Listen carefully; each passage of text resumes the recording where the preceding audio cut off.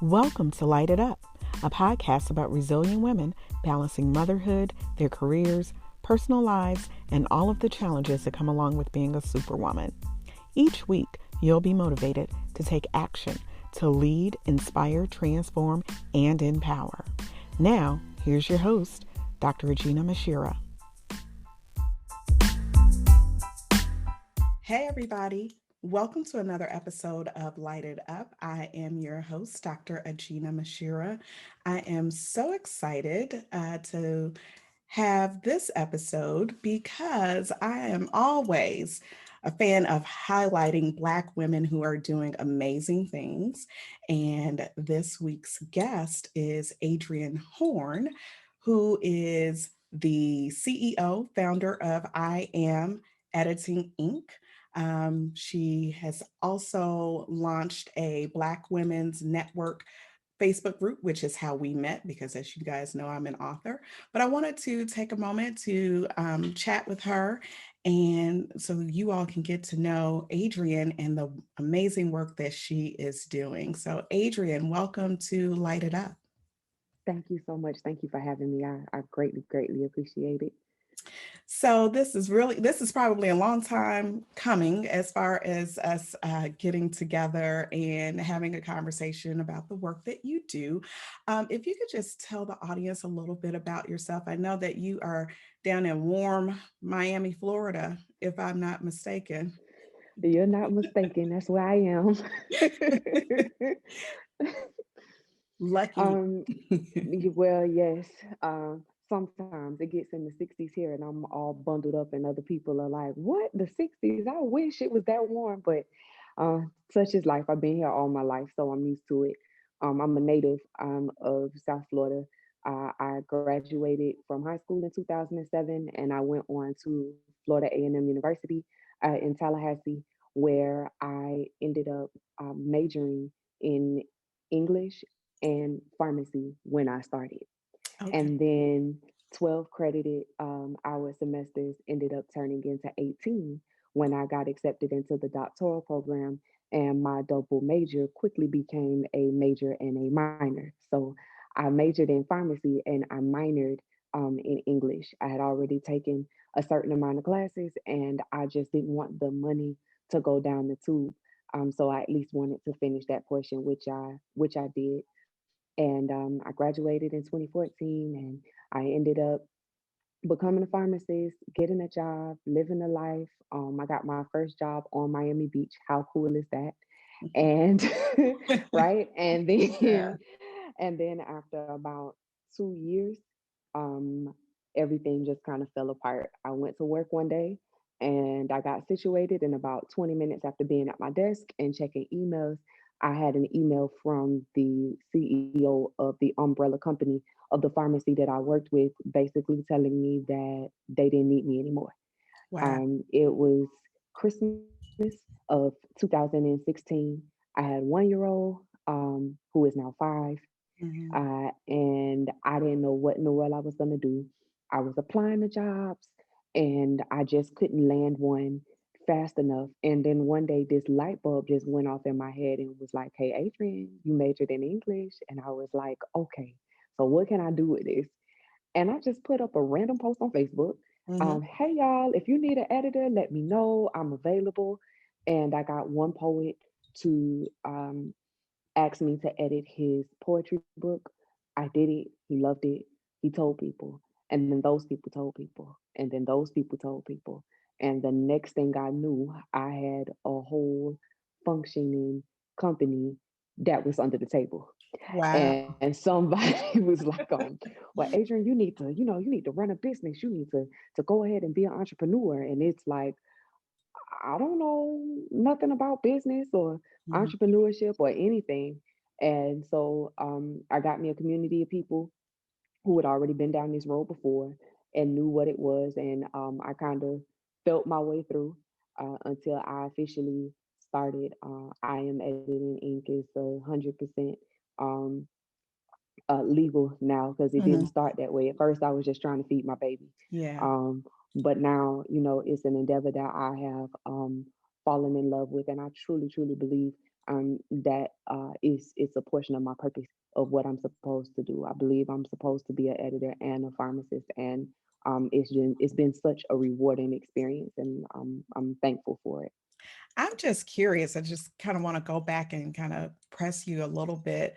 When you were admitted to, I was going to say Alabama A&M, Florida A&M University, did you enter or decide to major in English and pharmacy? Did you know that you want to be a pharmacist, or did you always have a passion for writing and thought that this is something that you would just try out? How did you come to that conclusion as far as having a major or ended up with a double major?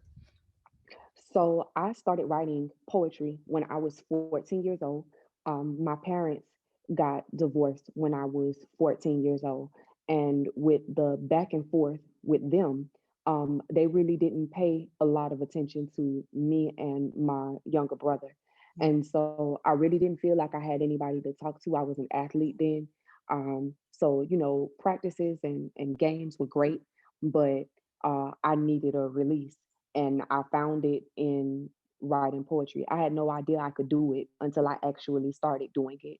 And before then, I had always been an avid reader. Mhm. And so it just was something natural. And because I had the time, I felt like I could do it. I did very well in high school as far as my grades and such were concerned. Um, I just thought that it was going to be a smart thing for me to do. Uh, and on the English side, in regard to pharmacy, my mother is a pharmacist, and on my mother's side of the family, there are quite a few of them. I've known about it my entire life and around it my entire life, and there are certain medical issues with me, nothing to Mhm. debilitating or anything Mhm. like that. But still, when I was younger, I always was curious about what it was in medication that just made me feel better. I mean, here I am, 5 or 6 years old, and all I know is I take something that's pink, and oh my Mhm. gosh, I'm better. Like, what is it? Yeah, Is yeah. it candy? Is it what is it? Right? Uh-huh. And so, I've always been fascinated with medicine in general, and so it was just a natural thing for me to want to go into pharmacy, especially being around it. But I figured, you want to be in school, you do something that you love, and then you also get to do something that you consider to be a hobby and get a degree for it. Why Mhm. not? I just didn't know that pharmacy was going to be as intense as it was, Yeah. which is why my major ended up being my minor. But but yeah, that's how that all came about. But I think what's really important that I want to pull out of your journey, here you were, so many of us, we're taught go to school, go to college, right? Major in something where you can have a lucrative career or at least pay your bills, be able to eat, um, and then go get a job. I think it's probably safe to say in our community, that's kind of the pathway that we're typically steered on.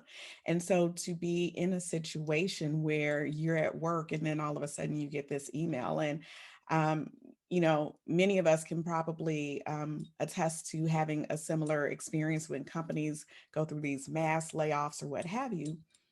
And now you're faced with, what do I do?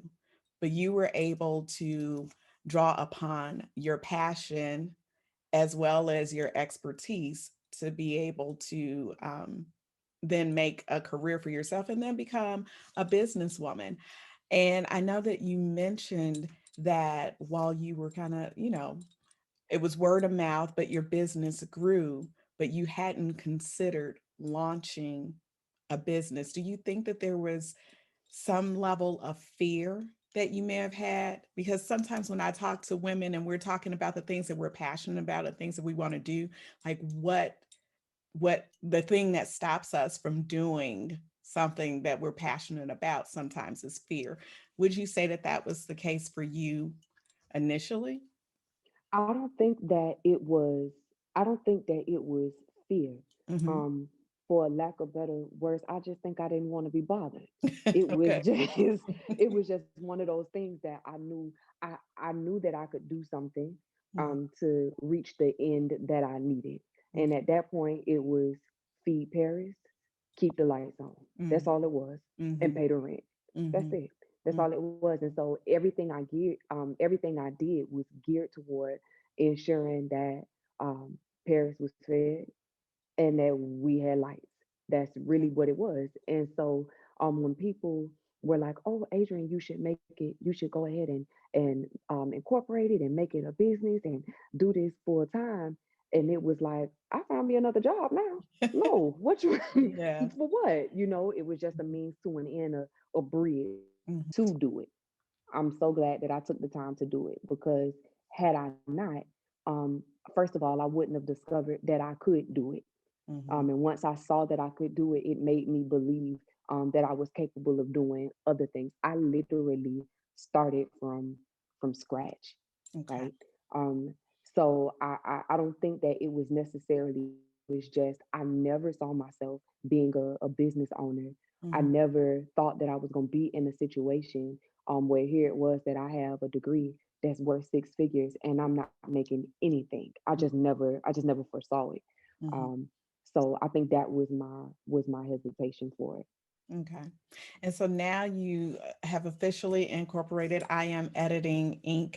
And I must say, I've had an opportunity to read some of the poetry that you've shared. And I'm just like, oh my God, wow. It's amazing. It really Thank is. you. So I can really tell that you are very passionate. Your words just flow. I think there was one post in particular, and I guess maybe I'm just a little biased. I love the beach and the water, wish I could be there. And there was a post where I think it was something along the lines like, imagine if you woke up to this every morning, but the words, the poetry itself was just I could actually visualize as I was reading those words. So you certainly have a gift. Um, so why don't you talk about the services that you provide as far as editing is concerned, and do you provide services to um, how would that look for someone who's an author who's looking for someone to edit their work? And then do you have other people that you work with? So if you could just walk us through that. Absolutely. So of course, as my business name denotes, the primary function is editing, and that's because that is what I do, and I love it. Some people hate it. It's the most laborious process of publishing a book. I don't care what anybody says. It's the hardest thing ever. But I get such joy out of it. And I think the one thing that people don't always realize is that editing is not just one thing. They say, "Oh, hi, can you edit my book?" Of course I can. Or what type of editing are you looking for? And then they just look like a deer in headlights, like, Yeah. just edit it. Well, I Mhm. can't just edit it. I need to know what kind of editing it is that you need. And just starting at that level where being able to educate people and let them know that proofreading and copy editing are not the same. I don't care what they tell you, it's not the same, right? So here we offer all types of editing. It's line editing, our copy editing, developmental editing, and proofreading. In addition to that, we also have book cover design services that are available if you are needing help with purchasing and registering your ISBNs. We do that as well. If you are seeking to copyright your manuscripts through copyright.gov, we do that. We do formatting, just about anything it is that you need in order to publish a book, we can do. It did not start like that, Okay. uh, but that is where we are. And so, to answer your question, obviously, I don't do all of that by myself. Right. I do have a team of people that I work with, and I think that is what makes my editing company so unique. Is that you can come to an editing company and get valued services for everything else that you need in one place. And it is such a relief, especially for new and aspiring authors. I always tell them that when you can get a person or a team that is knowledgeable about what it is that you need and you don't have to do the back and forth. I got to call the format of the date, then I got to follow up with the design team. Everything is in one spot, and I serve as the liaison for it all. Just because I just feel as though the person who they connect with is the one that they trust. So if you have a problem, you talk to me. I'm not going to send you to one of my team members when I'm the one that made the promise. I'm the one you signed the contract with, right? I just find it that it's been so much um, easier for Mm, authors. And so even if it's not with me, for whoever you're going to choose, I strongly suggest that you look for a company where you can get top notch service all the way across the board for everything it is that you need. It ends up being such a relief, mhm, mhm, a relief. And it takes going through the process and not doing it that way and seeing just how hectic it can be until you realize how great it is to be able to only speak to one person and not have to worry about anything being done, knowing that your deadlines are going to be met, and things of that sort. So I, as you were talking, I was thinking about my own process with when I published my book in 2019. I didn't communicate with my editor at all. I went through a publishing company. Um, it was just, the email communication, but I'm more of a personable person. So, I like to know who's on the other side critiquing my work. But what would you say, what are the steps would you recommend for a person to go through when they're looking for an editor? So how would I know that, the editor that I have is top notch and is going to get the job done well? And I know one thing that you did mention is when you're asking customers, well, what kind of editing do you want? And they don't really realize that there are different levels of editing. So what's the first step would you recommend for a potential client to do when they're doing their research to find an editor? I would suggest asking them what services they provide as relates to editing, if that's the service that you're looking for. And if they tell you, oh, well, we provide editing and proofreading, and that's just kind of where they leave it, I'm not so sure that that's somebody that you would want to have to edit your book. When a client goes and says, I'm looking for a quote, I need a quote on editing, and oh, it's gonna be 2 cents a word. Well, you haven't seen it, you don't know the genre, you don't know how long it is, you don't know how poor of a writer I am, you don't know how great of a writer I am, right? You just throwing out a blanket price before you even see anything. To me, that is something that is a red flag Mm-hmm. for me. When you see all of these reviews Mm-hmm. on their business Facebook page, but all of their reviews happen to come from people that are all their friends, it's kind of like, I Yeah. don't know. Yeah. Yeah. Mm, When you ask them, oh, can I see samples of your work, or any published works that you have? Oh, mhm, well, I've done the editing, but they haven't published their books yet. mhm. Mm, okay. Yeah. It's Yeah. just, Yeah. it's just those types of things, and you have to go through it to understand what you're looking for. And unfortunately, a lot of the clients, when I say a lot, I mean somewhere between 70-80% of the clients that I get, they were burned, for a lack of better term, before they Mhm. got to me. And Yeah. it's heartbreaking for me because they've spent most times much more money than they're going to spend with me, because somebody has taken complete advantage of them, understanding that they were either an aspiring or a brand new author that just didn't know any better. And then they come to me and they want me to fix it, and I can fix it. But now here it is that you're coming to me and it's a brand new service for me. It's a brand new me. And so you've already spent thousands, and now I'm telling you I can fix it, but I can't fix it for free because Right. it's not my fault that someone else didn't do their job. And it's a hard position Yeah. position to be in, and to hear the stories. And everybody, it's so many stories, there's so many um, people who just are out there to take advantage of folks. And I hate to read the stories. I mean, we're not, like I said, we're in a lot of the same groups. Right. And Yeah. we see these stories Mhm. all of the time. My editor dropped me all of a sudden. Messenger doesn't work anymore. The Mhm. emails bounce back. I can't get my money back from Cash App, the invoice, just one thing after another. Yeah. And when people continually do things like that, it makes all of us look bad, editors in general in the literary world look bad. But I do believe that if people were more equipped with the types of questions that they should ask, the things that they should look for, while it still will happen, because we can't catch everybody, we can't save everybody. I do believe that it would happen a lot less. Mhm. Um, and the same things that I'm telling you are the same exact things that I tell my potential clients.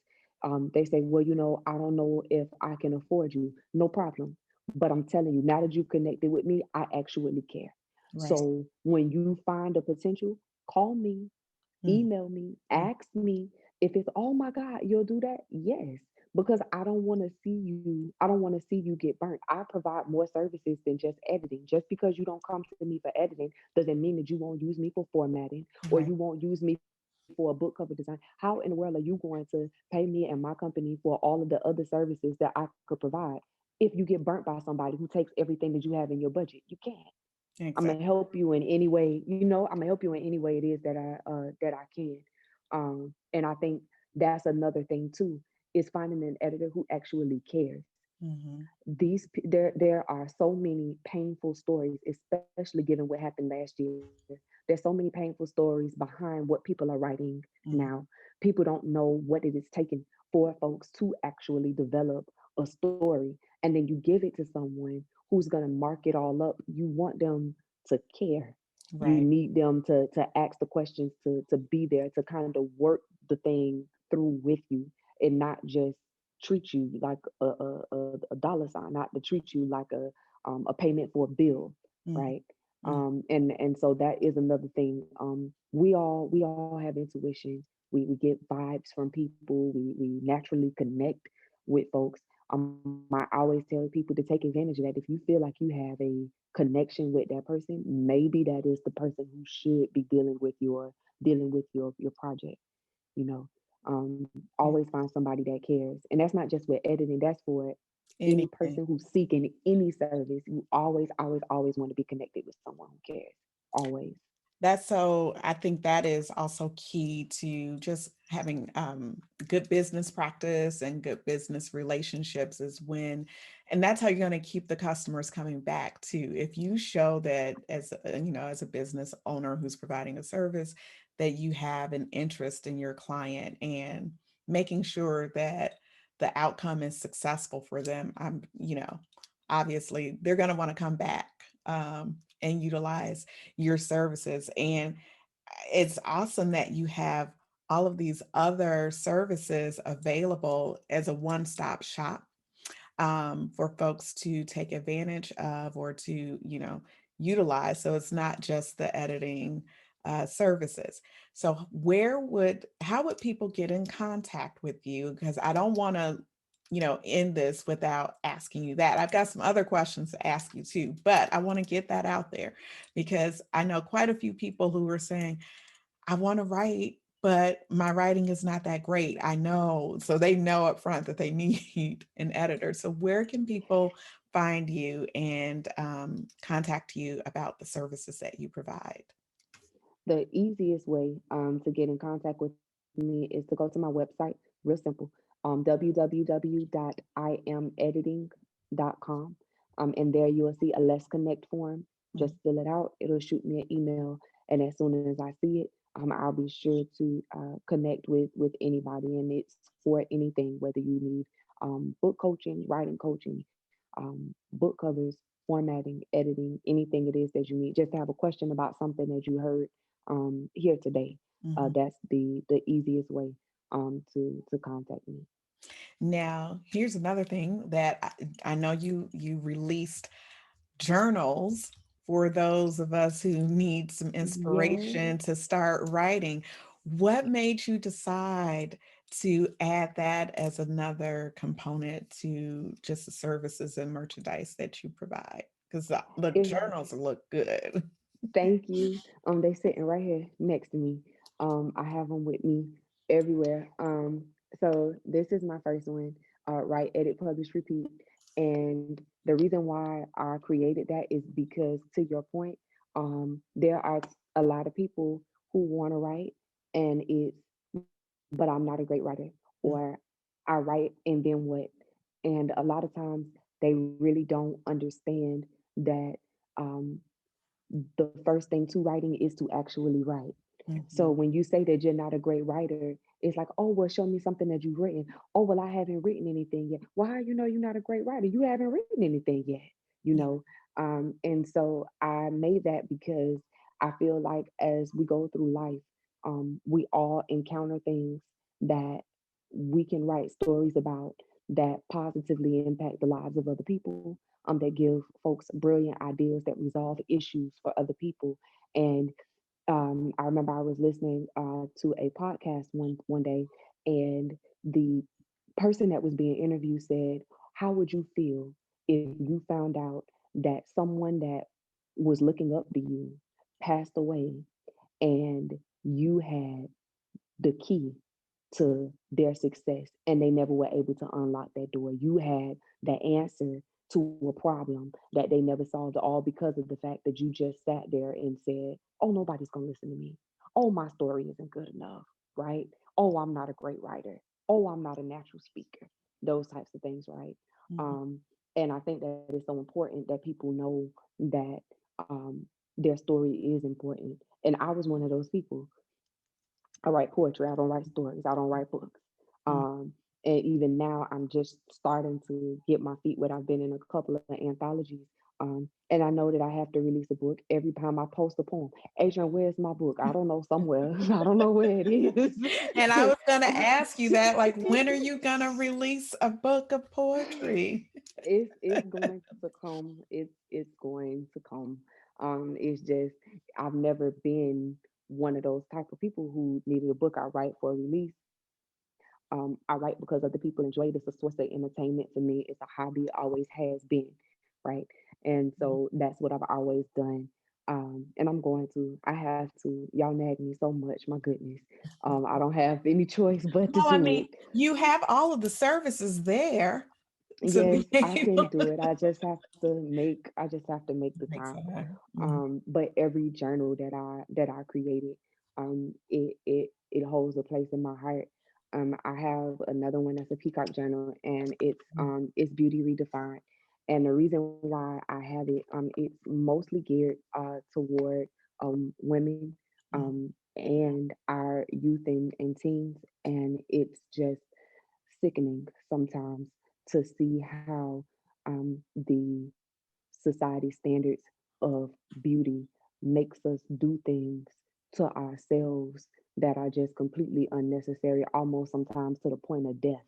Um, Mhm. just because we feel like we aren't pretty. Each person um, can define what that standard is.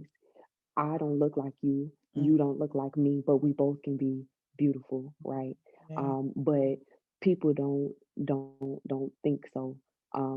And I'm bothered by it because I have, like I said, I have a 5-year-old daughter, and we see things on the news. I think not too long ago, down here in Florida, Mhm. they had this middle schooler, and she killed herself. She committed suicide, and they believe it was because she was being bullied, because she was told that she was ugly Mhm. by by kids. And then they show this picture of her, and my God, she's one of the most beautiful little girls you ever Yeah. seen in your life. And Yeah. it's like, who in the world would do something like that? Why would you say that to, to the point of someone taking their own life, right? Especially that young. And that's um something that I stand for. I don't like folks bullying people. I don't like women, especially women. I don't like women talking down on themselves. No one really, but women in particular, especially our youth. I just really don't like it. And Mhm. so, with my journals, since I've created them, I've started this initiative. I'm hoping that it becomes nationwide, where I'm asking people to sponsor journals for youth and teen girl Black um, mentoring programs, Mhm. and I'm giving them to them, and I'm asking that the coaches, the lead mentors, the program coordinators, that they incorporate, if they don't already have it, a mental health week of some sort, in their actual curriculum or with their actual program, because when you sit down and actually ask questions, you'll be surprised at some of the things that these girls are dealing with, Yeah. um, at 10 and 11 years old. It'll just blow your mind. And so that's um, one avenue also that I'm going through with the journals. Those two that I showed you are the most, the ones that hold a spot in Mm. my heart. The rest of them, I'm just having fun. Okay. I can't write without my glasses for Yeah. all my wine drinkers, and I'm a natural for natural hair, and Coffee wrote these chapters for all of the people who are coffee addicts like me, and I'm gonna have a cup as soon as we finish, and that kind of stuff. That kind of stuff. That's what it's for. Mm. But it almost was inevitable. I mean, with me being the poet that I am, and I'm a journal junkie. Go to Michael's and Target, got 20 that you haven't even touched yet. Oh my gosh, this is so gorgeous. I gotta pick this up. I gotta pick that up. It's just who I am. And so I was like, well, let me just go ahead and make some of my own. And once I started, coming up with ideas and creating them, I said that I wanted my end goal, especially with the journals that have Black faces on them. I want to get them into our retail stores, because we can easily find these things on Etsy, Amazon. Our Facebook friends are selling them and anything like that. But when we walk into Target or Michael's or Marshall's, they're not there. Right. They're just not. We don't have that representation there. And so, unfortunately, the only way to get at a seat at the table, is to move units, because they're not going to want to sell them if you can't sell them, right? Right. Mhm. So it's going to be a process, but at the end, I want to be able to continue to create a product that represents us, that we can be proud of, so that when we walk into a store, we can pick up something that looks like us, that we can identify with. I'm glad that you have this available, and I'm assuming folks can go to Yep, they can imeditinginc.com. go to imediting.com Dot and com. just hit the shop button, and that's there. They'll see them all there. Okay. This is great. So, where do you just as we begin to wind down, I know that this is all coming together, I think, very well for you with the launch of the business. Um, where do you see yourself, or what are your goals? So first, let's talk about short term. So what are some of the goals, and what would you like to accomplish with the business this year in 2021? And then the second part is, where do you see the company in 5 years? Well, short term, right now I have a very lofty goal. I want to get these journals in the hands of about 100 mentoring groups nationwide by December 31st. I've been planning to figure out how to do it with sponsorships, with in-kind donations, and things of that sort. But it's like I said, it's a really big portion of my heart. I mean, it's something that I really want to do. That's for one. And I also want to create an internship program. I get people all of the time. Adrienne, oh, can I do this with you? Can I do that with you? Oh, not ready, not ready, not ready. Mhm. And so I gotta get things together, because that's just another whole facet of paperwork and everything that has to be done. But I would like to get an apprenticeship program, an internship program, just as a way to give back to those who want to do what it is that I do, or they share the same passion that I do. Um, in 5 years, I don't even know. This has taken off in let me see, May. Memorial Day of this year will be 3 years. Okay. Um, and I would have never thought, just never. Magazines, me. Podcast, me. Facebook group, me. No way. Journals, me. No way. It's just been a lot. And I am very, very happy now that I have been able to grow the way that I have. I'm hoping that it'll get to the point where I have like junior editors, junior proofers, and things of that sort, where my hands aren't touching the day to day so much. Yeah. But I actually love it too. So I kind of want to touch the day to Right. day. Yeah. But it would be nice if it ends up being something that I can I can touch only when I have to, and not when it is that I need something when I have to, and not necessarily be a need. Right. Right. Well, I am happy for you. I think you have such a beautiful spirit, and I know you have helped so many women just in the Facebook group alone, in the way that just took off and grew. Because I see you always connecting women to different resources and things of that nature, and so I think we need more of that. So thank you for being you, and I would love to have you come back again and maybe we could talk about some other things because I always like to talk about the whole balancing act. I mean, you're an entrepreneur, you're a businesswoman, and you're a mom. So I know you've got your hands full. So I want to, go ahead and extend an invitation for you to come back and join us. And maybe we could talk about some other topics as well in terms of how are able to balance all of the wonderful things that you are doing. If Absolutely. so, if you could just tell folks again how they can find you, your website, or even if there's social media, if people want to follow you, um, how can they get in contact with you? So my website is www.iamediting.com. They can find me on Facebook or Instagram at ia.m. Editing Inc. And that's ink spelled INK. My handles are the same. They can find me Adrienne Horn on Facebook. Um, and that's pretty much it. Those are my only platforms. I feel like having too many ends up making you overwhelmed. Yeah, absolutely. Well, thank you so much for spending just a few minutes of your time with me today. And again, for those of you who are listening and viewing, connect with Adrienne of I Am Editing Inc. She will definitely take care of you and get you right when it comes to all of your editing needs. And make sure that you follow the podcast, like and subscribe to the podcast so that you can get those notifications when there's a new episode. I look forward to you joining me next week for another episode of Light It Up. And in the meantime, don't forget to continue to light it up and shine bright like a diamond.